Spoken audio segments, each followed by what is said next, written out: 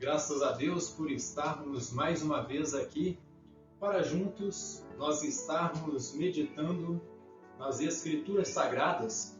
Para mim é um privilégio e uma bênção muito especial estar aqui neste dia para expor as Escrituras para aqueles que estão aqui presentes. Eu peço que Deus lhes abençoe grandemente e que o Espírito Santo de Deus possa iluminar a mente e o coração de cada um que está presente aqui neste dia, no nome do Senhor Jesus Cristo.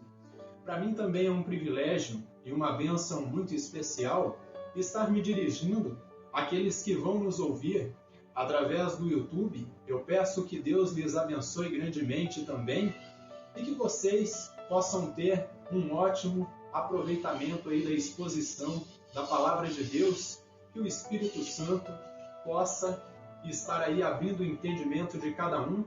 Eu agradeço aí pela audiência que cada um de vocês tem nos dado.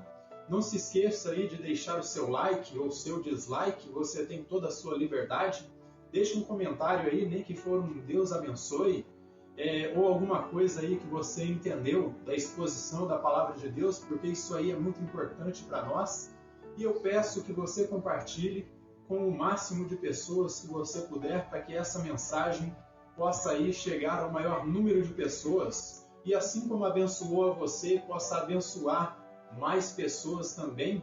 E você que é novo, você que tem acompanhado aí o nosso canal e ainda não é inscrito, eu peço que você se inscreva no nosso canal, clique aí no sininho das notificações, porque isso também é de suma importância para nós, para que quando publicarmos um novo sermão ou algum estudo aqui em nossa plataforma, você fique inteirado de um novo conteúdo que estivermos publicando.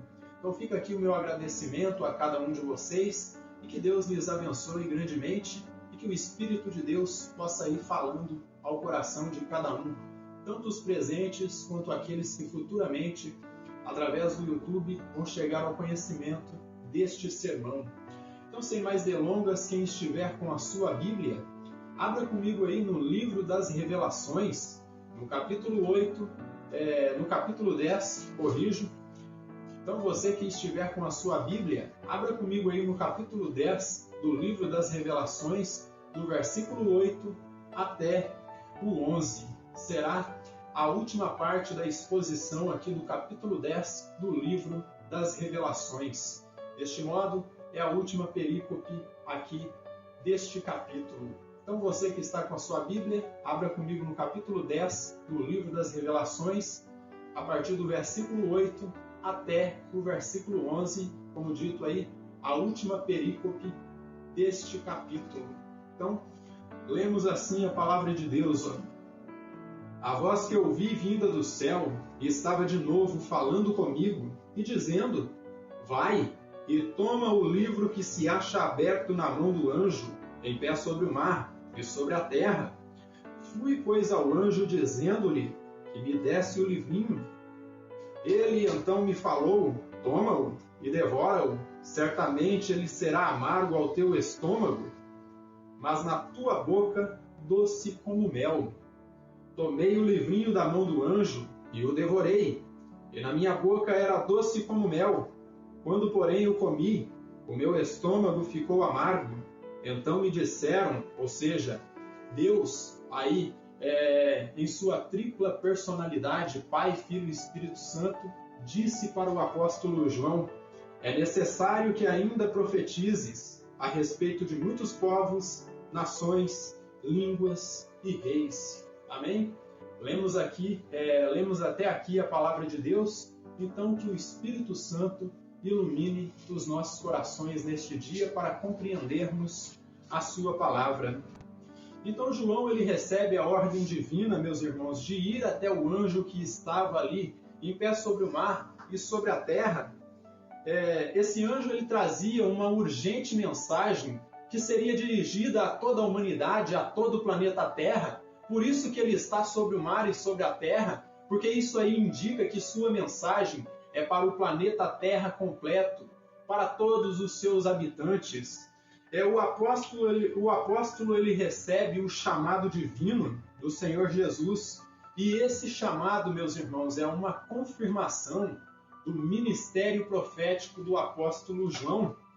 E por isso o Senhor Jesus diz a ele, diz ao nosso autor, que ele deve ir ao encontro do anjo, tomar o livro e comer esse livrinho, isto é, absorver e compreender o conteúdo desse livrinho, conteúdo esse que é nada menos, nada mais do que a própria palavra de Deus, aquilo que nós chamamos do Evangelho da graça do Senhor Jesus Cristo, o Evangelho do reino, e assim profetize sobre muitos povos, nações, línguas e reis. Então é uma mensagem urgente, uma mensagem que é completa para todos os habitantes da terra, não é só para um grupo de pessoas, e desta forma essa mensagem deve ser transmitida pelo mundo todo.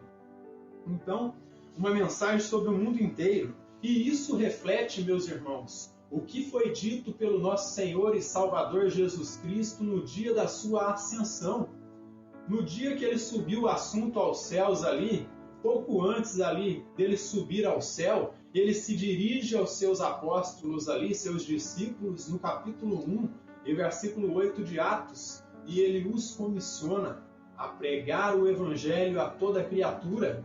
Abra comigo em Atos 1 e vocês vão encontrar que a ordem do Senhor desde o princípio foi que a palavra de Deus fosse anunciada. Então veja aí, Atos 1 e versículo 8. E aqui é dito pelo nosso amado Senhor Jesus Cristo que os discípulos deveriam pregar ali, primeiramente na Judéia, depois a Samaria e até os confins da terra, ou seja, o mundo todo. A mensagem do Messias não era para ficar ali limitada só ao Oriente Médio, era para ser transmitido ao Oriente Maior, ali a Ásia Maior, era para ser transmitido à Europa e também à América Latina, ao Caribe e também à América do Norte. E foi o que aconteceu. A mensagem divina ela foi difundida mais precisamente ali através do ministério do apóstolo Paulo, que espalhou por todo o mundo conhecido daquela época. E a partir dali se difundiu até os confins da terra.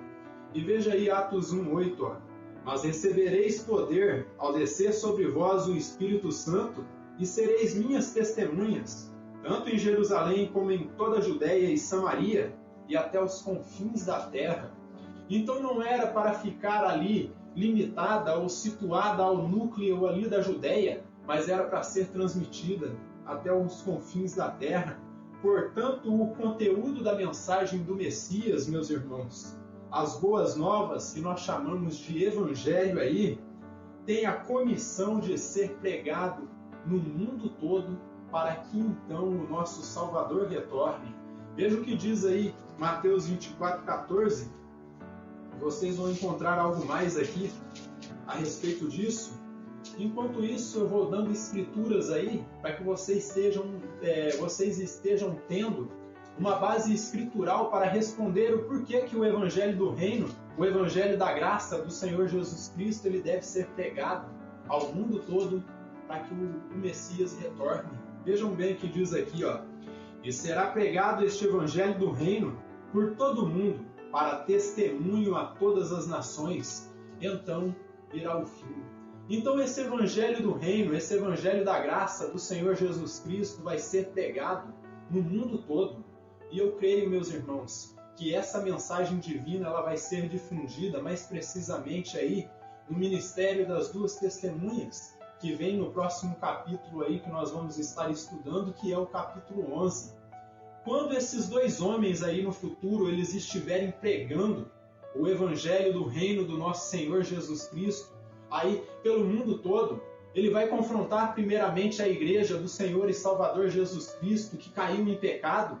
Esse mundo gospel podre, cheio aí de estrelismo, esse mundo de pregadores aí que tem se voltado ao liberalismo, à teologia da prosperidade. Quando esses homens estiverem pregando aqui na face da terra o Evangelho do nosso Senhor e Salvador Jesus Cristo, será uma mensagem de confronto, para que quando chegar o dia do retorno do Salvador, o mundo se torne indesculpável, porque todos terão conhecido a palavra de Deus.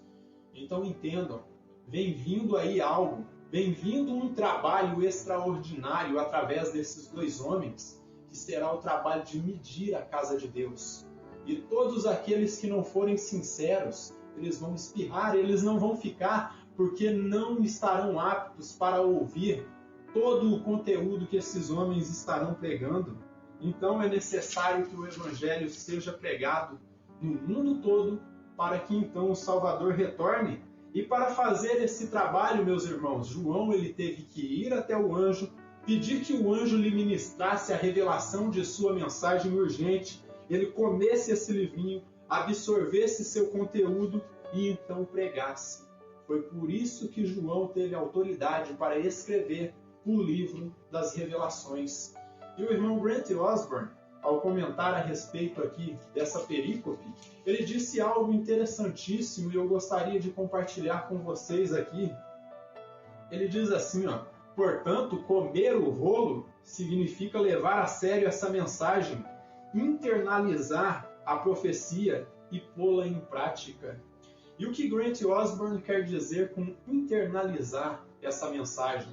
Significa que essa palavra, que essa mensagem que está impressa aí nas páginas da Bíblia, deve ser encarnada pelo povo de Deus, assim como João teve a palavra encarnada nele, assim como o mensageiro de Deus lá no passado, ele teve que comer esse livro, assim como Ezequiel, que nós vamos ver em instantes, teve que comer o conteúdo da palavra de Deus para que pudesse pregar a igreja, para poder pregar o Evangelho, para poder comunicar o Evangelho ao mundo. Tem que comer a palavra, tem que comer o Evangelho, tem que se alimentar da palavra de Deus, tem que fazer essa palavra carne nela, porque se essa palavra não se encarnar na igreja, a igreja ainda não está apta para comunicar a palavra de Deus.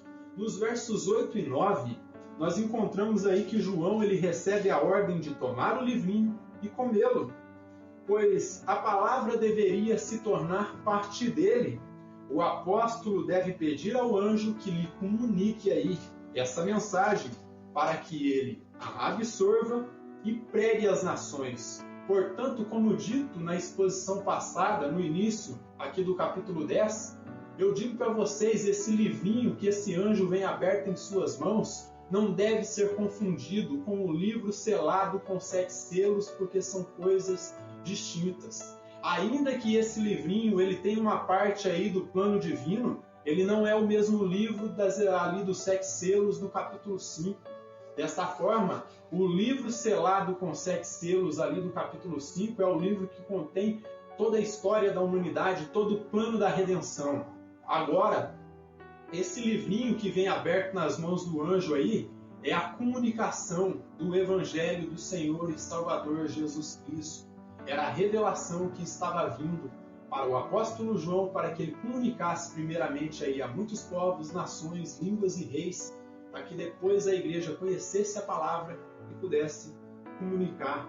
Então trata-se do Evangelho, da palavra de Deus. E aqui nós vamos encontrar no capítulo 3 de Ezequiel a vocação de Ezequiel.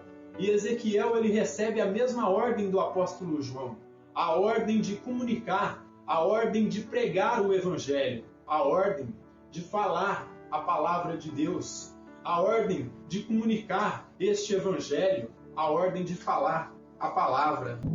Então, em Ezequiel, no capítulo 3, nós encontramos a pregação do Evangelho através de Ezequiel. Vejam bem aí, abram comigo em Ezequiel, no capítulo 3. Ezequiel, capítulo 2. E versículo 7.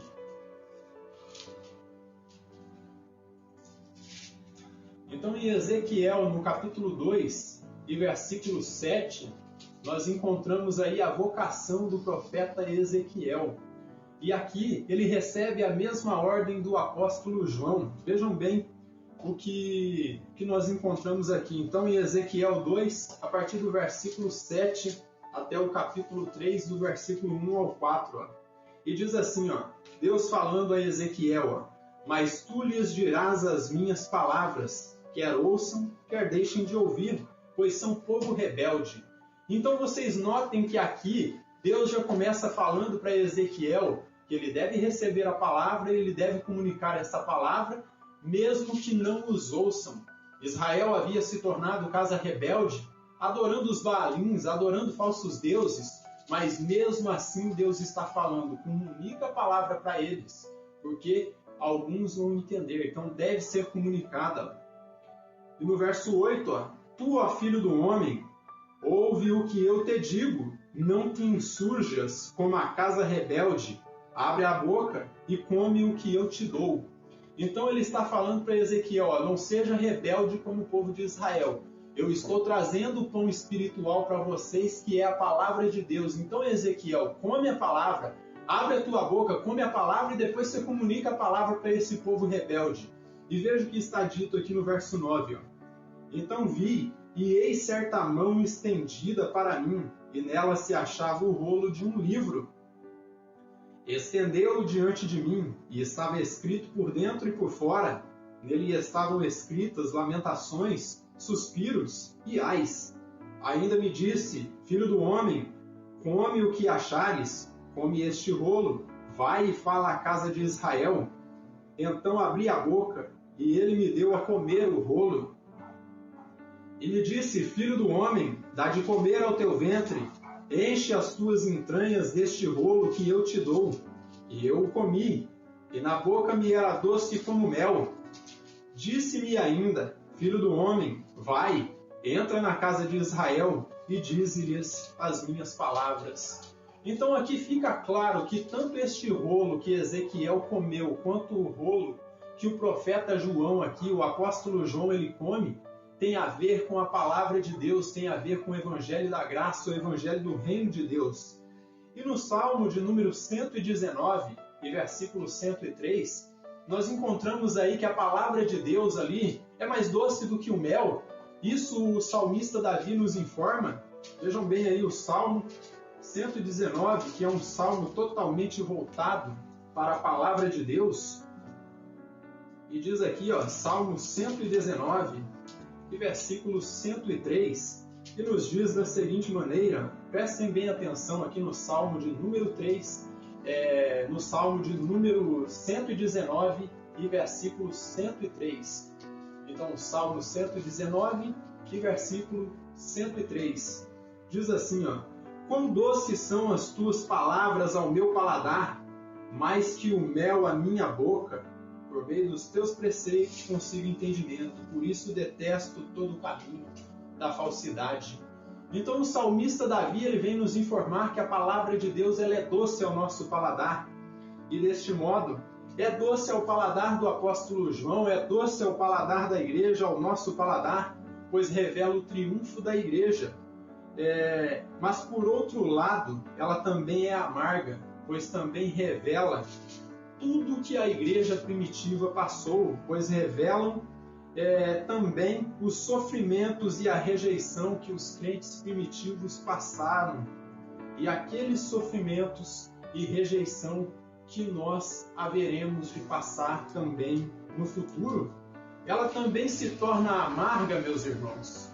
A palavra de Deus ela se torna amarga também devido ao juízo vindouro, que a igreja do Senhor Jesus Cristo vai ter que comunicar ali ao mundo ímpio sobre aqueles que não creem de forma nenhuma. O profeta Jeremias, lá no capítulo 15, versículo 16, ele disse que quando ele comeu a palavra, aquilo foi de motivo de muita alegria para ele, de muita exultação.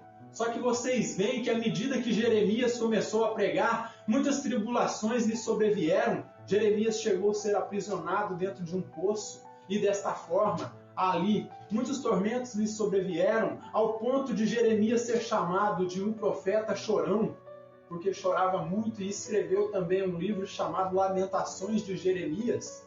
Ele vivia se lamentando por causa da degradação moral da casa de Israel, e desta forma o ato de Jeremias comunicar a palavra lhe trouxe desgosto, porque ele viu o ato do povo de Israel rejeitando o conteúdo ali que ele estava transmitindo. O fato do apóstolo comer o livrinho para que se tornasse parte dele, meus irmãos, indica que os cristãos devem se aprofundar na palavra de Deus, no conhecimento das Escrituras, sejam eles pastores ou não. Então esse chamado aí, essa vocação de se aprofundar na palavra de Deus não se resume apenas aos pastores, meus irmãos. A congregação, juntamente com o seu pastor, deve se aprofundar nas Escrituras, para que conheçam as Escrituras. Quem não se afadiga no estudo da palavra de Deus, meus irmãos, ainda não está apto para comunicar o Evangelho, para comunicar a palavra. Por isso é de suma importância que a congregação, junto com o seu pastor, estude a palavra de Deus, conheça o Evangelho, pois a palavra deve ser uma conosco. A palavra deve estar encarnada tanto no pastor quanto na igreja. Porque se não estiver encarnada, a igreja não estará apta para falar das bênçãos divinas que estão para vir e também condenar o mundo pecador. Você quer estar apto para apontar aí o que está por vir? Você quer conhecer o que está por vir? Examine as Escrituras, conheça a palavra de Deus. É impossível, meus irmãos, que a palavra de Deus seja menos relevante do que um livro de ficção. É impossível, meus irmãos, que neste mundo caído, deplorável aí, contaminado com o pecado, a palavra de Deus seja insignificante diante de um filme da Netflix. Meus irmãos, é necessário nós voltarmos para a palavra. Você deve ali torcer a palavra, tirar até a última gota de ensino, comer essa palavra, para que essa palavra se torne uma com você. Porque se você não comer essa palavra, você não vai ter de onde sustentar a tua alma. Então é de suma importância que a congregação, junto com o pastor, conheça o Evangelho, pois a palavra deve ser um conosco. Nós não somos seres aí autossuficientes. Nós temos que conhecer a palavra de Deus. Ela nos fortalece, ela é o nosso combustível, ela é o nosso pão espiritual. E por isso nós devemos comer a palavra, internalizar a palavra, preencher o nosso ser com a palavra de Deus. E eu insisto, meus irmãos, é impossível que qualquer besteira, qualquer bobagem deste mundo aqui tire a nossa atenção e nos voltemos a atenção para coisas insignificantes e deixemos esse livro aqui de lado. Esse livro aqui deve ser o mais importante na sua vida. Você deve comer esse livro, você deve se debruçar nele e estudá-lo, tirar até a última gota de conhecimento que ele tem, para que você cresça em graça, para que você cresça em conhecimento da Escritura. E deste modo, viva, respire e pratique a palavra de Deus. Coma essa palavra, estude e pratique o que você lê, para que vocês e eu sejamos aptos aí para transmitir, para comunicar, para pregar o Evangelho, as boas novas do Messias ao mundo e confrontar aqueles que estão com ensinos errados. Mergulhe na palavra, coma a palavra, viva a palavra e, como eu disse, respire a palavra. Acorde lendo as Escrituras, vá dormir meditando nas Escrituras. Durante todo o seu dia, fique pensando nas Escrituras e se alimentando com ela. Coma a palavra, viva a palavra, para que possamos ter vidas agradáveis diante do Senhor e Salvador Jesus Cristo.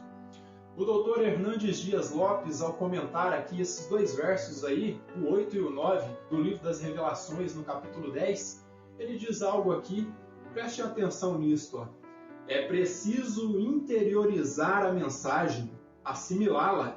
A mensagem de Deus tem que se encarnar em nós. Então, o mesmo que eu venho defendendo aí desde o início desse sermão, o Dr. Hernandes aqui ele confirma. Nós devemos encarnar a palavra em nós. A palavra deve estar encarnada. Nós devemos absorver a palavra para que ela possa se fazer parte de nós, para que possamos interiorizar, internalizar a palavra de Deus. Em suma, esses versos nos comunicam o quão aí aplicados e fervorosos no estudo da palavra de Deus nós devemos ser. A oração, meus irmãos, é de suma importância para que nossos estudos sejam eficazes. Lutero ele dizia que quando ele orava bem, ele estudava bem as Escrituras. Então é necessário você fazer uma oração eficaz. Mas o mais importante na vida do cristão, além da oração, deve ser o estudo das Escrituras, para que você tenha uma fé sólida.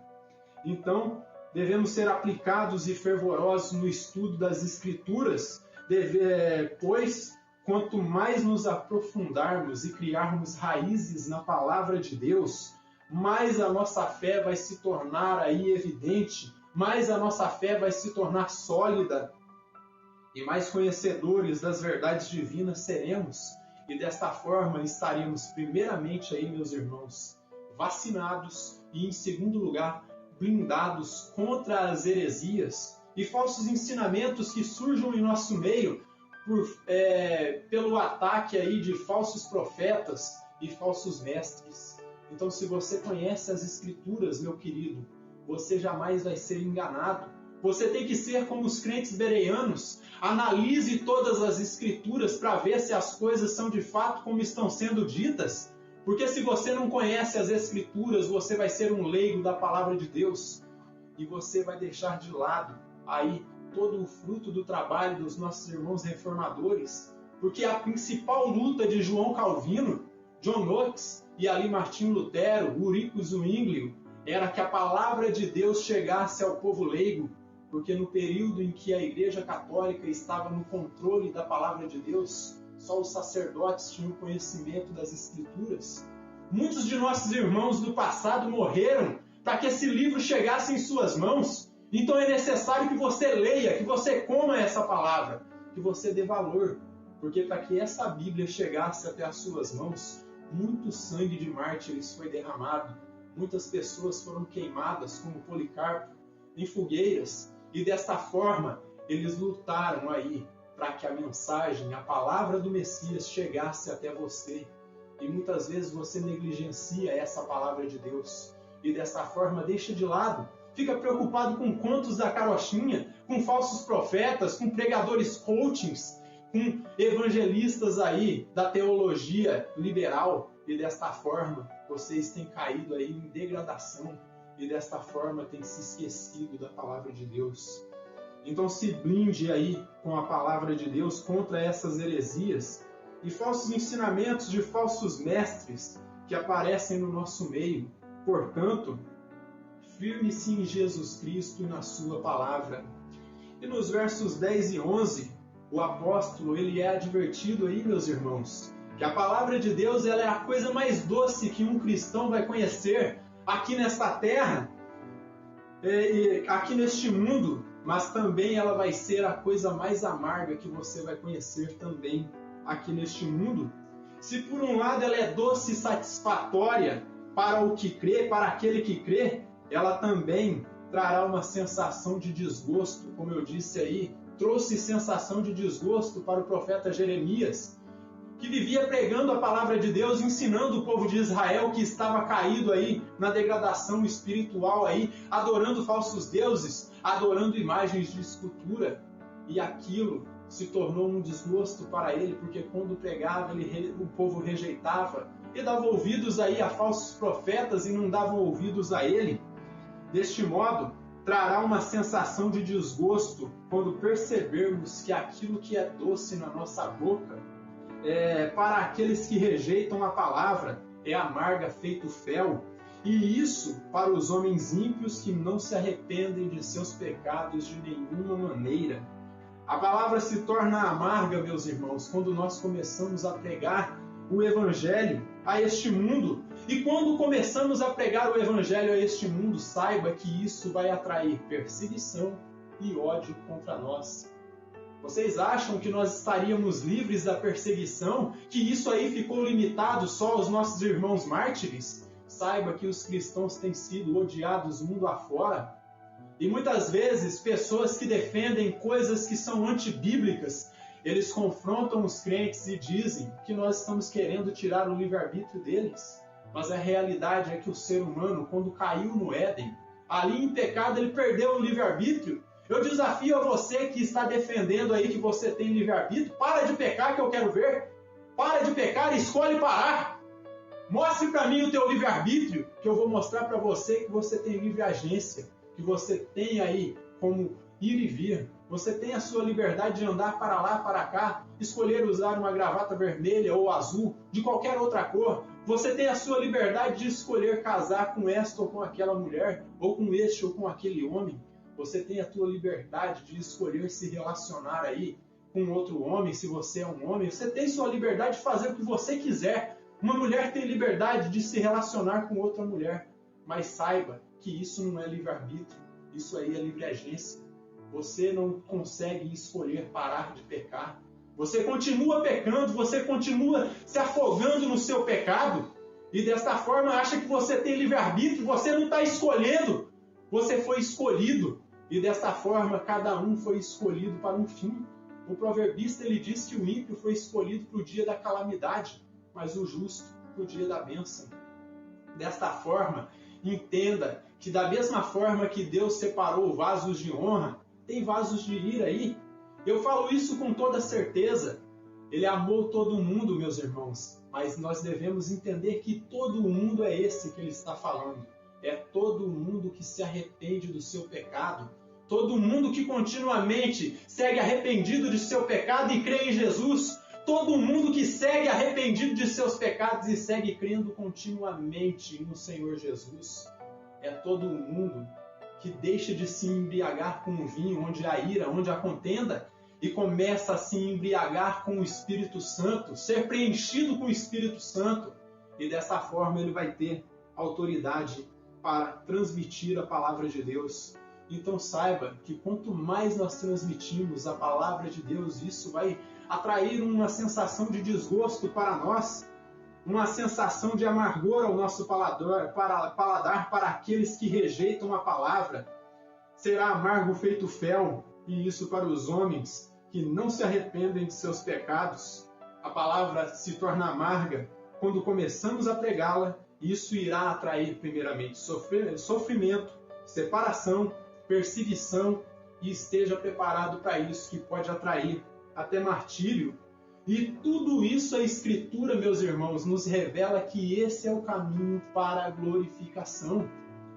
Então saiba que essa igreja de hoje, essa igreja fraca, essa igreja que não experimentou ainda nenhum tipo de perseguição tão forte como os nossos irmãos do passado, ela vai passar por um período aí de perseguição tremenda, que é a grande tribulação que há de vir sobre o mundo inteiro. Essa igreja vai ser experimentada aí na perseguição, e todos aqueles que perseverarem, meus irmãos, até o fim da grande tribulação, esse que vai ser salvo. Não pense que vai ter repescagem, meus irmãos. Não pense que vai ter um segundo arrebatamento para aqueles que ficarem para trás, que não vai ter. Só tem uma chance e você tem que tomar a sua decisão agora. Você tem que encarnar essa palavra na sua mente, no seu coração. Porque quando chegar esse tempo, se você não estiver com a palavra dentro do seu coração, você não vai ter com que se defender. Então, ela é doce para um cristão, mais doce que é a coisa mais doce que um cristão vai conhecer neste mundo é a palavra de Deus. Então saiba que ela, do mesmo modo que a palavra de Deus é doce ao paladar quando comunicamos ela vai se tornar amarga quando nós começarmos a ser perseguidos. Veja o que o apóstolo Pedro ele diz aqui no capítulo 1 e no capítulo 4 e versículo 1 da sua primeira carta. Abra comigo na primeira carta aí do apóstolo Pedro, no capítulo 4 e versículo 1. Eu quero desenvolver algo aqui para que vocês entendam, meus irmãos, que sofrimento e perseguição são coisas que estão aí atrelados ao que é ser um cristão. Não tem como você escapar disso aí.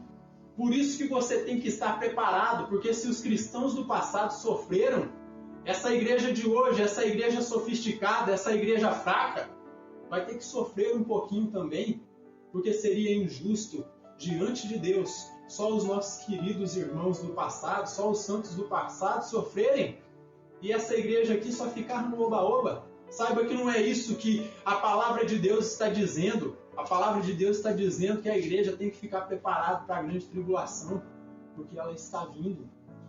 E diz que quando sofremos, meus irmãos, nós estamos aí nos identificando com os sofrimentos de Cristo.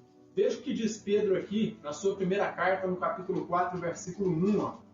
Ora, tendo Cristo sofrido na carne, armai-vos também vós do mesmo pensamento, pois aquele que sofreu na carne deixou o pecado. Então a única maneira, meus irmãos, de nós deixarmos o pecado é através do sofrimento aí.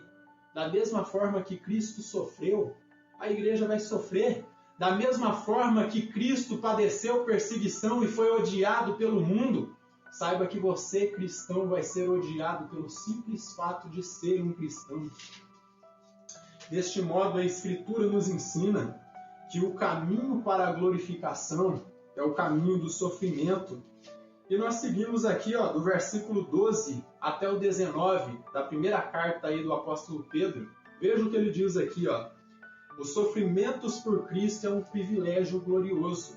É o que diz o epígrafe. O título da leitura aqui é do nosso texto, em nossa versão aí, nossa tradução, Almeida Revista Atualizada. Veja o que diz aí, o capítulo 4 da primeira carta do apóstolo João, a partir do versículo 12 até o 19, E ele diz que não é para o povo estranhar a perseguição que está por vir, Amados, não estranheis o fogo ardente que surge no meio de vós, destinado a provar-vos, como se alguma coisa extraordinária vos estivesse acontecendo. Pedro está advertindo os crentes primitivos e está advertindo os crentes de hoje. Não fique assustado, não ache estranho a provação que está para vir sobre vocês, porque isso aí é uma consequência de você ser um cristão. E analise comigo o que ele segue dizendo aqui, Pelo contrário, alegrai-vos na medida em que sois coparticipantes dos sofrimentos de Cristo, para que também na revelação de sua glória vos alegreis exultando. Primeiro vem a provação, meus irmãos. Primeiro vem o tormento, para depois vir a alegria. A palavra de Deus no livro de Provérbios diz que o choro dura uma noite, mas a alegria vem pela manhã. Vem pela manhã de um novo dia, meus irmãos. E desta forma, talvez o período da grande tribulação vai ser um dia de tormento para todos aqueles que aqui estiverem, mas saibam que quando terminar esse período, virá grande alegria, porque nós veremos a face adorada do Senhor. Como dizia aquele velho cântico, se pelo nome de Cristo sois injuriados, sois bem-aventurados. Você está sendo injuriado, você está sendo perseguido, você está apanhando aí, literalmente por causa de ser chamado cristão. Saiba que você é um bem-aventurado quando vos perseguirem por causa do meu nome, disse Jesus. Então o fato de você se identificar com Cristo, saiba que o sofrimento que ele padeceu vai se manifestar em você também. E ele segue aqui, porque sobre vós repousa o Espírito da glória de Deus. Não sofra, porém, nenhum de vós como assassino, ou ladrão, ou malfeitor, ou como se intromete em negócios de outro. Então não seja perseguido aí por causa de ser um pecador, de ser aí um ladrão, ou um assassino, ou um perseguidor de crentes. Não, seja aí alguém que está sendo perseguido por causa do nome de Cristo. E não seja aí perseguido porque você é um falastrão, você é um alcoviteiro que fica cuidando da vida dos outros. Não, se preocupe com a sua vida cristã, se preocupe com o que diz as Escrituras, se preocupe em se preparar, se preocupe em comunicar a palavra de Deus e edificar vidas através da sua vida. Essa é a preocupação do crente, levar a bandeira de Yahvé dos exércitos, e que possamos dizer, como Moisés um dia disse, Yahvé Nissi, o Senhor é a minha bandeira. Então diga isso no seu coração, que você também, junto com o pastor da sua congregação, você é um embaixador do reino de Deus. E uma embaixada é como se o próprio reino estivesse ali, como se o próprio país estivesse ali.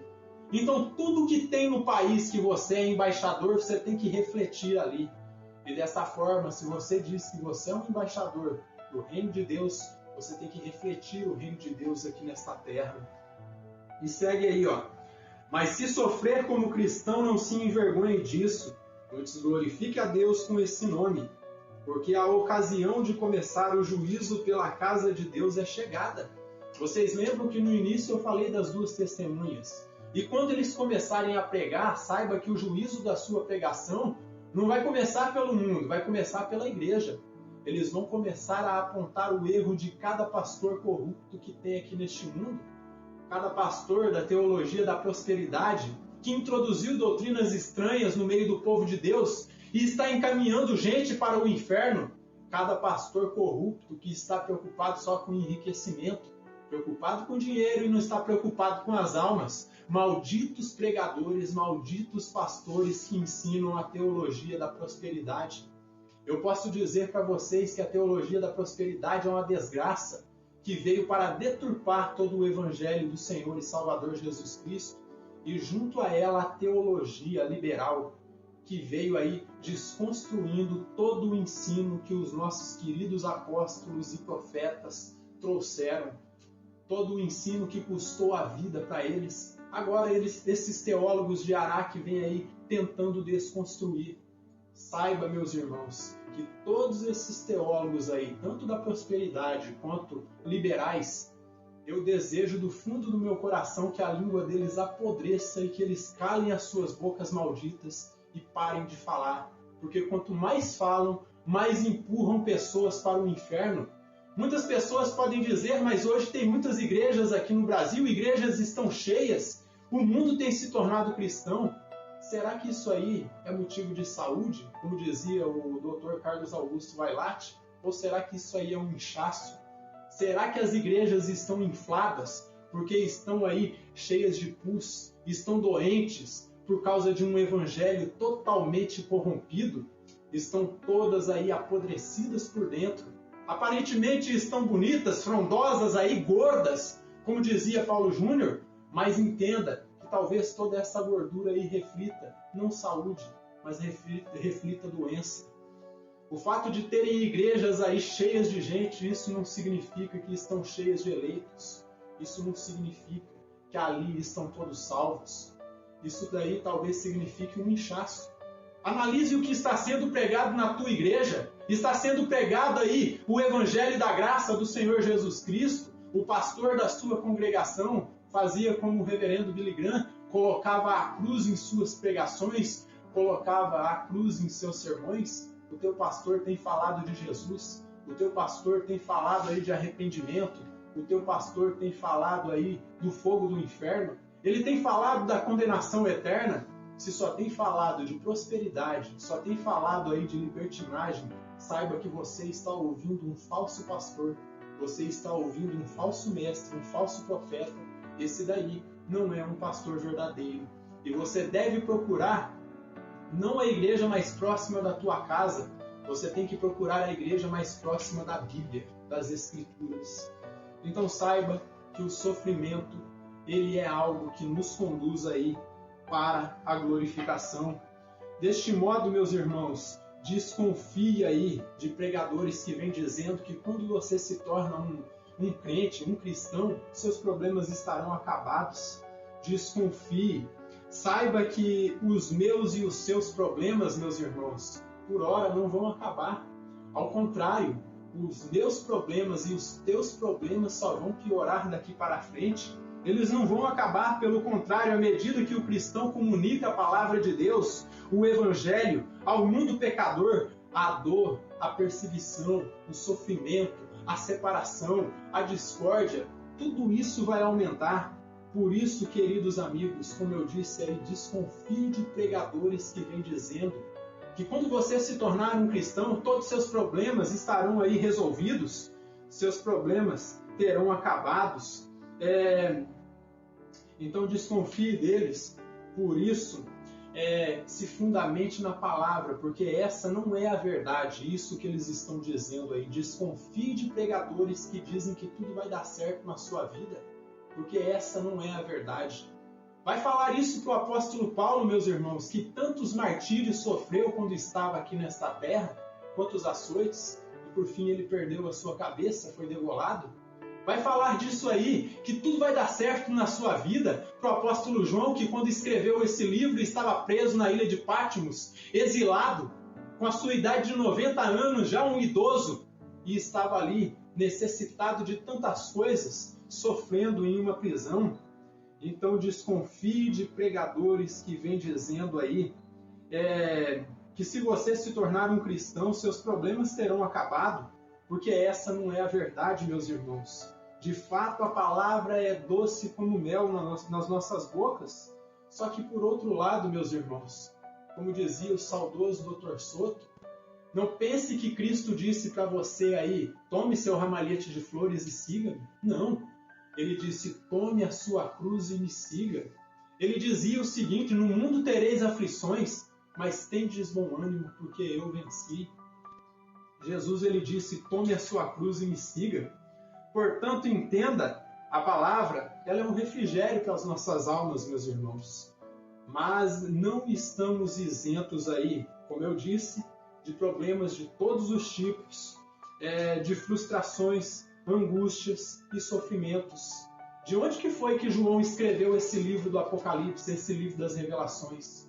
Ele escreveu aí dentro de uma ilha prisional. Ele estava preso, exilado.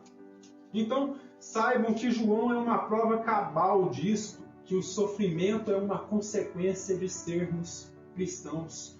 Nós não estamos isentos aí da provação, da perseguição, talvez até do martírio.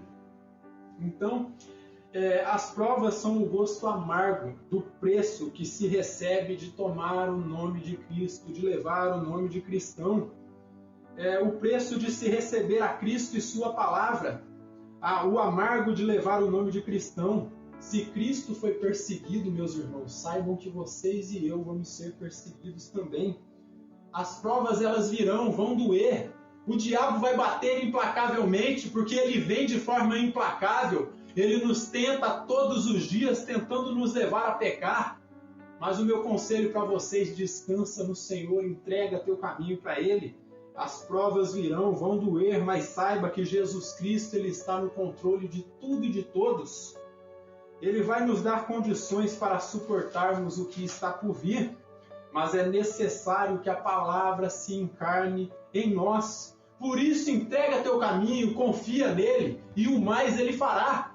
Foi isso que ele nos disse no Salmo 37. Abra comigo no Salmo 37, para que não fique apenas nas minhas palavras aqui. Salmo 37, de versículo 5 até o 7. Então entrega teu caminho, confia nele, e o mais ele fará. Mas é necessário confiarmos nele, confiarmos em sua palavra, estarmos firmes nele, meus irmãos. Veja o que diz aí, Salmo 37, versículo 5 ao 7. Descansa no Senhor e espera nele.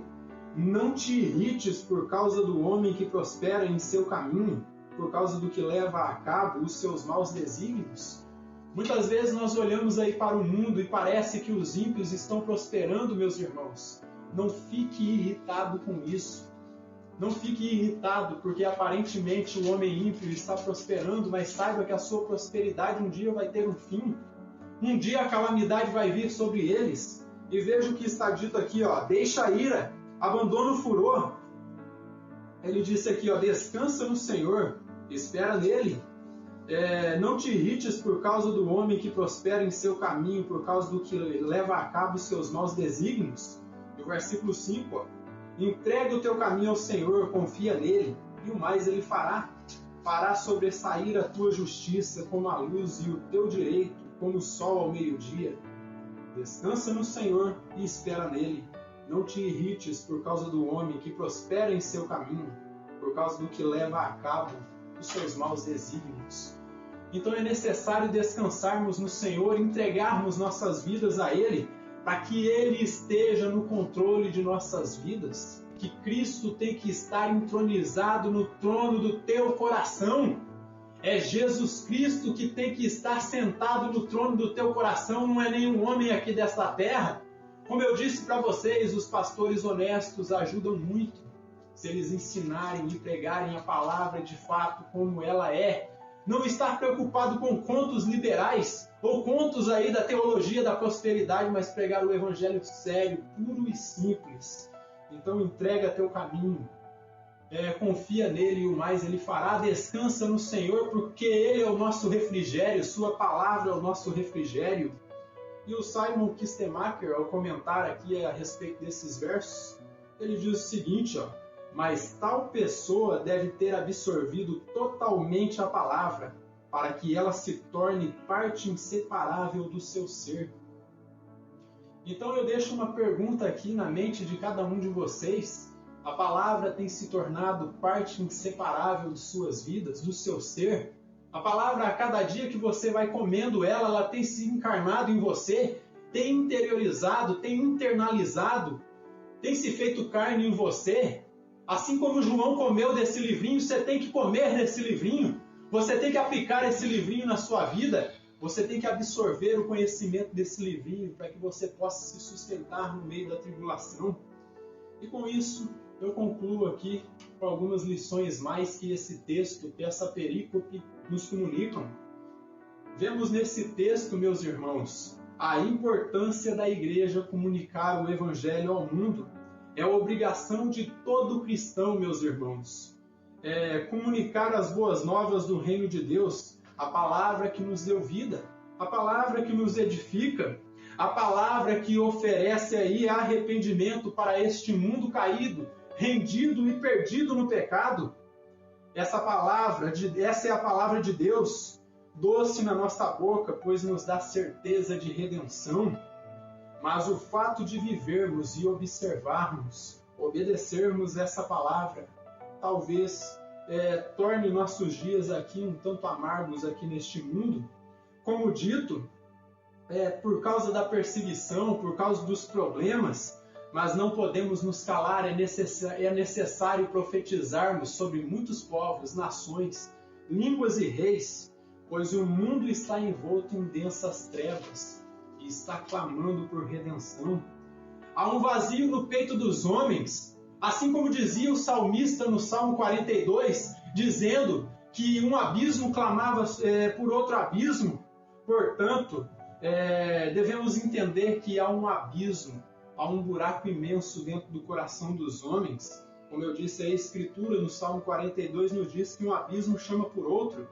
E desta forma, o abismo que está no coração da raça humana é do tamanho da imensidão de Deus, meus irmãos. Há um buraco, há uma angústia existencial. Muitos não sabem nem de onde vieram, nem por que estão aqui, nem para onde vão quando morrer, porque há um vazio, há uma angústia existencial. Nunca houve tanta depressão no mundo, tantas pessoas doentes psiquicamente, porque lhes falta a presença de Deus. E quando lhes falta a presença de Deus, o resultado é adoecimento, é doença física, é doença espiritual. E quando você rejeita a Cristo, quando você coloca outra coisa no lugar de Cristo, isso está mostrando que você está doente, que você precisa de arrependimento.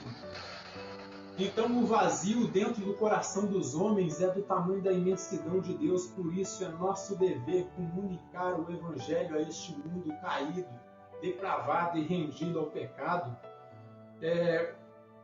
Proclamarmos e comunicarmos o Evangelho do nosso Senhor e Salvador Jesus Cristo, e assim todo aquele que crê, esse será salvo.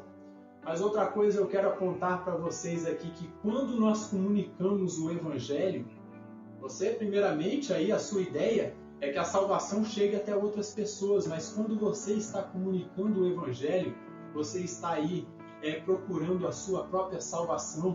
Porque quando você comunica o Evangelho, você fica livre do sangue dos ímpios. Você falou a palavra de Deus, você mostrou o caminho. Se quiserem rejeitar, rejeitem, mas a sua parte você fez. E deste modo você está aí procurando a sua própria salvação. Veja o que diz aqui em Ezequiel, no capítulo 3, versículo 16 até o 21, onde Ezequiel ele nos fala a respeito do atalaia. E o atalaia, não sei se vocês se lembram, é um vigia, aquele que está vigiando, aqueles que ficavam nas torres de vigia nos reinos antigos. Esse é um atalaia. Então, aqui o profeta Ezequiel ele é colocado como um atalaia, como alguém que está vigiando o povo de Israel e apontando o caminho. Vejam bem aqui, versículo 16 até o 21. Então, findos os 7 dias, veio a mim a palavra do Senhor, dizendo: Filho do homem, eu te dei por atalaia sobre a casa de Israel, ou seja, por um vigia. Da minha boca ouvirás as palavras, e os avisarás da minha parte. Então nós devemos entender que o crente ele recebe a revelação da palavra de Deus, vinda direto da boca de Deus, depois é comissionado a transmitir essa palavra. Não é só para você internalizar ela, interiorizar essa palavra e guardar para você. Essa palavra você tem que transmitir ao mundo e comunicar ao mundo.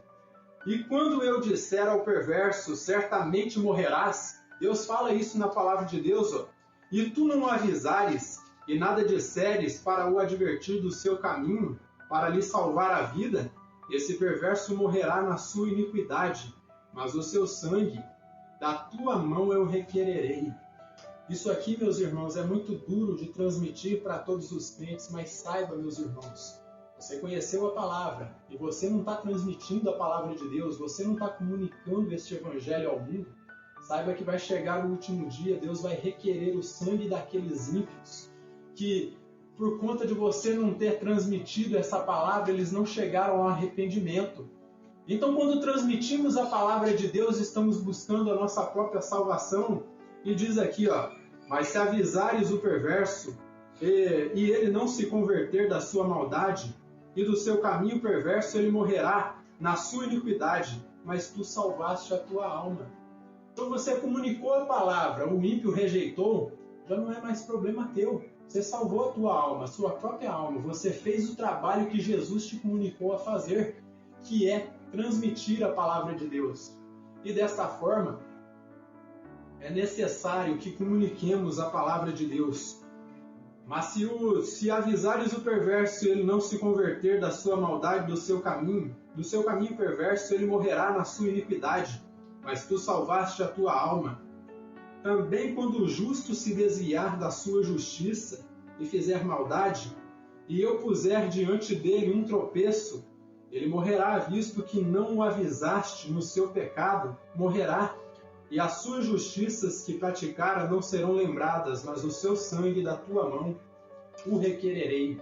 Então ele insiste, do mesmo modo que nós temos obrigação de avisar o ímpio que ele está na condição de pecado, um crente, quando ele cai em pecado, os cristãos têm a obrigação de comunicar para seus irmãos que eles estão em pecado, que é necessário eles se arrependerem e se voltarem para a palavra.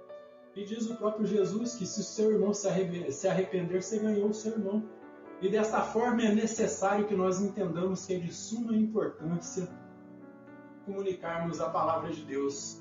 E por fim, outro ensino que permeia aqui essa perícope é um ensino que está voltado aí para todos os pregadores do Evangelho. Esse texto exige de todo pregador que se afadigue na palavra, tome posse da palavra e então pregue a palavra. É necessário que ele conheça as Escrituras para poder ensinar as Escrituras. Porque como que você vai ensinar algo que você não conhece, algo que você desconhece, que você não sabe nem como se aplica e nem como significa? Pois o pastor deve ser um estudioso das Escrituras. Desconfie de pastores que no seu erro eles ficam pensando, quando eu chegar no culto eu vou abrir a Bíblia ali e a mensagem vai vir. Desconfie de pregadores que não se preparam, porque a chance dele estar ensinando algo que é equivocado é de 100%, meus irmãos. Porque ele não está se preparando, ele não está se afadigando nas Escrituras. Ele abre a Bíblia ali, qualquer texto que sai, de qualquer maneira, de qualquer jeito, ele começa a abrir a sua boca grande e começa a pegar. Saiba que a chance dele estar cometendo um erro grave ali é de 100%, porque ele não conhece o texto. Então desconfie de pastores aí, que eles, no seu erro de achar que o sermão de domingo vai vir aí, da noite para o dia, vai cair do céu, e assim eles não se preparam. Desconfie de ministros que são assim, que não estudam a palavra de Deus, pastores que no seu erro acham que o sermão de domingo vai cair do céu, e assim não se preparam para pregar. Pois como eu disse aí, o que torna um homem habilitado para pregar a palavra de Deus é o quanto ele conhece da palavra de Deus. Porque se ele não se prepara, ele não se afadiga, ele não conhece o texto, a chance dele estar ensinando algo equivocado é de 100%, porque ele não conhece o texto, ele não sabe nem como começa, nem como termina, e portanto ele não vai saber nem como se aplica esse texto, porque ele não estudou, ele não se afadigou. Abra comigo a palavra de Deus em 2 Timóteo. Em 2 Timóteo, no capítulo 3, versículo 16 e 17.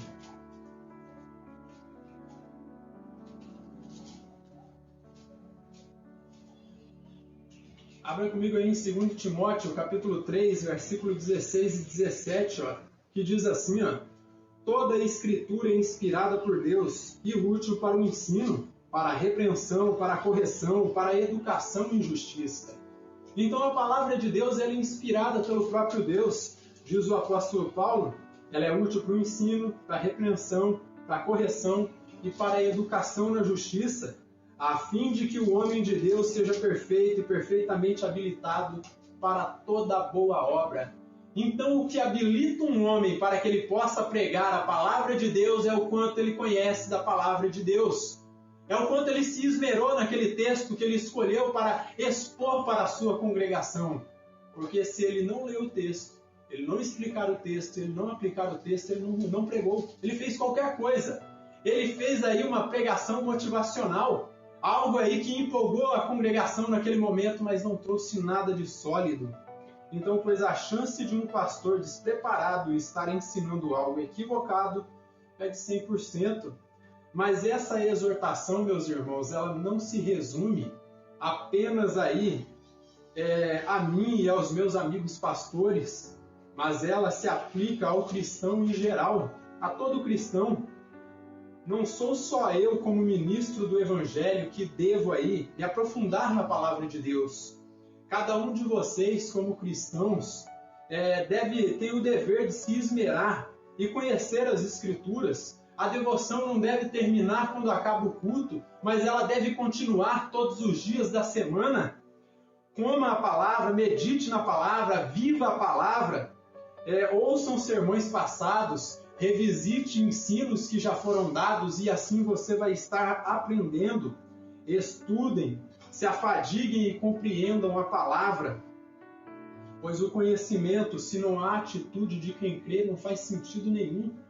Quando nós nos propomos a nos aprofundar na Escritura e estudar a Escritura, nós estamos mostrando aí que nós cremos na palavra, porque nós estamos aí buscando compreender a palavra para que ela se encarne em nós e assim tenhamos com o que nos defender neste mundo hostil. Então saiba que é dever do pastor se aprofundar nas Escrituras, conhecer o texto que ele vai pregar, mas a congregação junto com o pastor tem o dever de se aprofundar na palavra de Deus. Como eu disse anteriormente, para que possa se vacinar e se blindar contra as heresias, contra falsos ensinos. Porque se você não conhece esse livro aqui, meu amigo, qualquer um que vem pregando aí vai meter gato por lebre em você e você vai achar que está comendo a palavra fresca de Deus, mas não é o evangelho puro e simples. Mas se você conhece, quando você leu, quando você estudou, quando você medita na palavra de Deus, o amigo do noivo, que é o Espírito Santo, ele vai estar do seu lado, vai estar te orientando, vai estar te capacitando nas suas fraquezas para que você possa compreender a palavra de Deus. E assim, quando o pastor expor o texto, você vai estar em sintonia, com o seu ouvido afinado aí, em sintonia com o pastor, no mesmo espírito dele. E à medida que ele for expondo, à medida que for explicando, você vai entender, você vai falar assim, isso era o que eu vim buscar. Foi isso que eu vim procurar aqui neste dia. A palavra pura de Deus, simples, sem acréscimos humanos. Então, meu conselho neste dia, queridos amigos, se aprofundem na palavra de Deus, comam a palavra de Deus, para que essa palavra se encarne em você. Que o Deus eterno nos abençoe grandemente.